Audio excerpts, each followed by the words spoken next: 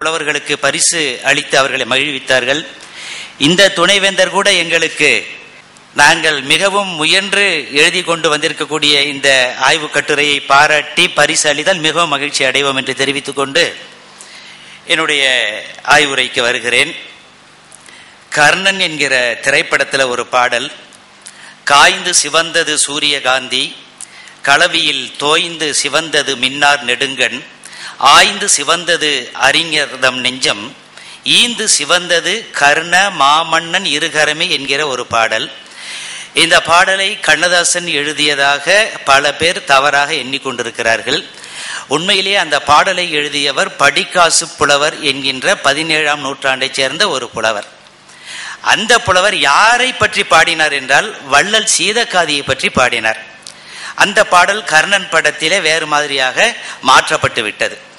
அந்த சீதக்காதியை பாட்டுடை தலைவராக வைத்து சீதக்காதி திருமண வாழ்த்து என்கிற ஒரு நூல் 17ஆம் நூற்றாண்டிலே எழுதப்பட்ட ஒரு நூல். அதை நான் பதிப்பித்து உரை எழுதி வெளியிட்டிருக்கிறேன். அதிலே கிடைத்திருக்கக்கூடிய வரலாற்று செய்திகளை உங்களோடு பகிர்ந்து கொள்வதற்காக உங்கள் முன் நிற்கிறேன். எனக்கு முன்னால் பேசிய குணபதி அவர்கள் திருமணத்திலே எழுகிற சிக்கல்கள் குறித்தெல்லாம் பேசினார். அப்படிப்பட்ட சிக்கல்கள் வரக்கூடாது என்பதற்காகத்தான் பெரியோர்களெல்லாம் இறைவனை வேண்டி திருமணத்தில் வாழ்த்து என்கின்ற ஒன்றை வைத்திருப்பார்கள். அப்படிப்பட்ட ஒரு நூல் தான் இது. இந்த நூலில் இருக்கக்கூடிய வரலாற்று செய்திகளை உங்களுக்கு சொல்வதற்கு முன்னால் இந்த நூலை பற்றியும் ஒரு தகவலை நான் உங்களுக்கு கொடுக்கணும். இந்த நூல் தமிழுக்கு கிடைத்திருக்கக்கூடிய ஒரு புதிய சிற்றிலக்கிய வகை. பாட்டியல் நூல்களில் என்னென்ன சிற்றிலக்கியங்கள் இருக்கின்றன என்று சொல்லப்பட்டிருக்கிறது. முதல்ல பிரபந்த மரபியல் என்கிற நூலில் தான் 96 சிற்றிலக்கியங்கள் இருக்கின்றன என்கிற தகவல் நமக்கு கிடைக்கிறது. வீரமாமுனிவருடைய சதுர் அகராதியும் 96 பிரபந்தங்கள் இருக்கு அப்படின்னு சொல்லுவதோடு அதனுடைய பெயர்களையும் பட்டியலிட்டு காட்டுகிறது. ஆனால் அந்த பட்டியலில் இந்த திருமண வாழ்த்து என்கிற ஒரு இலக்கிய வகையே இல்லை. அதற்கு பிறகு பல ஆய்வாளர்கள் என்ன சொல்றாங்க அப்படின்னா 96 என்கிற எண்ணிக்கை தவறு, அதற்கு மேலும் எண்ணிக்கை இருக்கிறது அப்படின்னு கண்டுபிடிச்சிருக்கிறாங்க. இது தொடர்பாக ஆராய்ச்சி செய்த பேராசிரியர் முனைவர் நாவி ஜெயராமன் சிற்றிலக்கிய அகராதி என்கிற ஒரு நூலை வெளியிட்டிருக்கிறாரு. அந்த நூலில் அவர் 270 சிற்றிலக்கிய வகைகள் தமிழில் இருக்கின்றன என்று சொல்லி பட்டியலை தந்து அந்த வகைகளில் வெளிவந்திருக்கக்கூடிய நூல்களையும் அவர் கொடுத்திருக்கிறார். அதிலும் திருமண வாழ்த்து என்கிற பெயர் இடம்பெறவில்லை. அதனால சீதக்காதி திருமண வாழ்த்து என்கிற நூல் தமிழுக்கு கிடைத்திருக்கக்கூடிய ஒரு புதிய சிற்றிலக்கிய வகை என்பதை உங்களுக்கு தெரிவித்துக் கொள்கிறேன். அடுத்து இந்த நூலில் வியக்கத்தக்க சில வரலாற்று செய்திகள் எல்லாம் இருக்கின்றன. என்ன இருக்கு அப்படின்னா, மைவருக்கம் சூழ் சோலை மாமதுரை பாண்டியர்கள் ஐவருக்கு மாறாக 6ஆம் பேர் கொண்ட பிரான் அப்படின்னு ஒரு கண்ணி வருகிறது. அதாவது சீதக்காதியினுடைய முன்னோர் ஒருவர் 5 பாண்டியர்களுக்கு இணையாக 6வது பாண்டியன் என்று பெயர் பெறுகிற அளவிற்கு செல்வாக்கோடு வாழ்ந்தார் என்று இந்த நூல் குறிப்பிடுகிறது. மதுரையை கிபி 13ஆம் நூற்றாண்டுல பாண்டிய குலத்தைச் சேர்ந்த 5 மன்னர்கள் தங்களுடைய நிலப்பகுதியை பிரித்து கொண்டு ஆண்டு இருக்கிறார்கள் என்கிற தகவல் நமக்கு கிடைக்கிறது.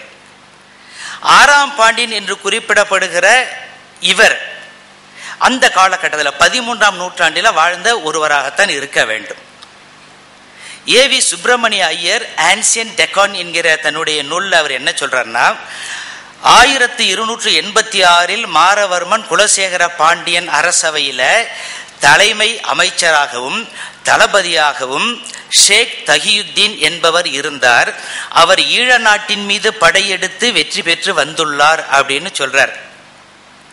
அது மாதிரியாக இலங்கை வரலாற்று ஆய்வாளர் கிருஷ்ணராசா அவர் என்ன சொல்றார் அப்படின்னா, வட இலங்கை மீதான பாண்டியர்களுடைய படையெடுப்புகளை வழி நடத்தியோர்களாக முஸ்லிம் தளபதிகள் ஈடுபட்டிருந்த காலமாகவும் 13ஆம் நூற்றாண்டு அமைந்தது அப்படின்னு சொல்றார்.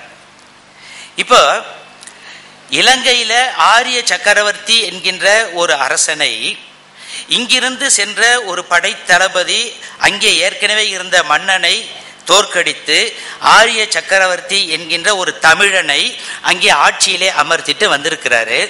அவர் முஸ்லிம் தளபதியாக இருக்கக்கூடும் அப்படின்னு இந்த கிருஷ்ணராஜா வரலாற்று ஆய்வாளர் சொல்லுகிறார். அதை பற்றிய குறிப்பு சீதக்காதி திருமண வாழ்த்துல வருது. வாரிதனில் ஏறி அந்த வங்கம் விட்டு இலங்கை பிடித்து ஆரியனை மிக்க அரியாசனத்தில் வைத்தோன் அப்படின்னு சீதக்காதியினுடைய முன்னோர் குறிப்பிடப்படுகிறார். அவர் சுல்தான் தகியுத்தீன் 6ஆம் பாண்டியன் என்று அழைக்கப்பட்டார். இன்னொரு வியப்பான செய்தி என்ன அப்படின்னா, இந்த சுல்தான் தகியுத்தீன் பாண்டியனுடைய மகளை திருமணம் முடித்திருக்கிறார் என்கின்ற தகவலும் நமக்கு கிடைத்திருக்கிறது இந்த நூலின் வாயிலாக. நிலமகளும் பூமகளும் நிற்ப வழுதி செல்வ குலமகளை கைப்பிடித்து கொண்ட மணவாளன் அந்த தகவல் கிடைக்கிறது. அதற்கப்புறம் பார்த்தீங்கன்னா, இந்த தலைவன் தகியுத்தீன் தன்னுடைய ஊரிலிருந்து மதுரை வரைக்கும் கரும்பினாலேயே பந்தல் போட்டிருக்கிறாரு கல்யாணத்தன்னைக்கு. அதுவும் வருகிறது. விருப்பினால் ஐங்காதம் மீனவன் பெண் வீடு மட்டும் கருப்பினால் பந்தல் செய்து கல்யாணம் செய்த பிறான். இந்த அரிய தகவல் நமக்கு சீதக்காதி திருமண வாழ்த்து என்கிற நூலிலிருந்து கிடைக்கிறது. அது மட்டும் இல்லாம இவர் என்னென்ன செய்திருக்கிறார் என்கிற தகவல்கள், மழவன் அப்படிங்கிறவரை காத்திருக்கிறார். 400 அம்புகளை மார்பில் ஏற்ற செட்டிகளை சிறை மீட்டிருக்கிறார் ஒரு தகவல் வருது. தென்னிலங்கையில் சிறைப்பட்டிருந்த கோமுட்டி செட்டியார்களை விடுவித்திருக்கிறான்னு வருது. மாந்தையில் வாழ்ந்த ஐவகை ஜாதி கம்மியரை தன்னுடைய மக்களை போன்று காத்தவர். கரையாரை வென்று பாண்டிக்கரையில் வாழ்ந்த பட்டினவரை புறந்தவர்.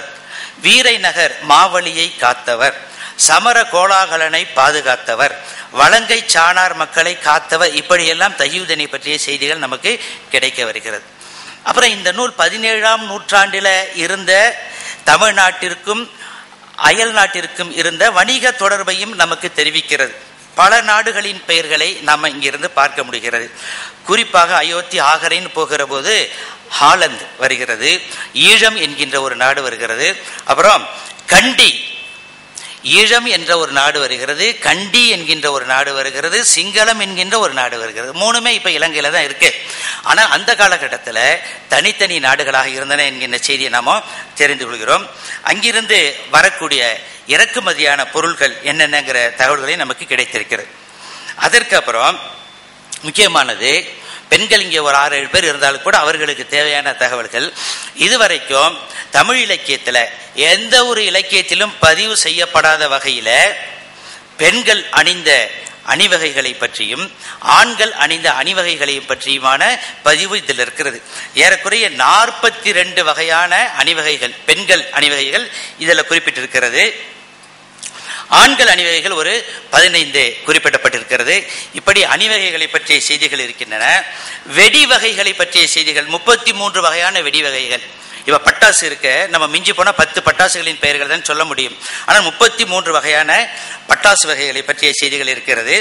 தலைவர் முடித்துக் கொள்ள ஓலை அனுப்பியிருக்கிறதுனால இதற்கு மேலும் நான் இங்கே நின்று கொண்டிருக்க விரும்பவில்லை.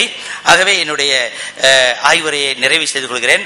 இது மாதிரியான நூல்களில் இருக்கக்கூடிய வரலாற்று செய்திகளை நாம் மேலும் மேலும் திருவி ஆராய்ந்தால் தமிழ்நாட்டினுடைய அரசியல் வரலாறு, பொருளாதார வரலாறு, வணிக வரலாறு, பழக்க வழக்கங்கள், நம்பிக்கைகள், இதை பற்றிய அனைத்து செய்திகளையும் அறிந்து கொள்ள முடியும் என்று சொல்லி வாய்ப்புக்கு நன்றி தெரிவித்து விடைபெறுகிறேன். நன்றி. அன்பு வேண்டுகோளை ஏற்று கட்டுரை சமர்ப்பித்த அவர்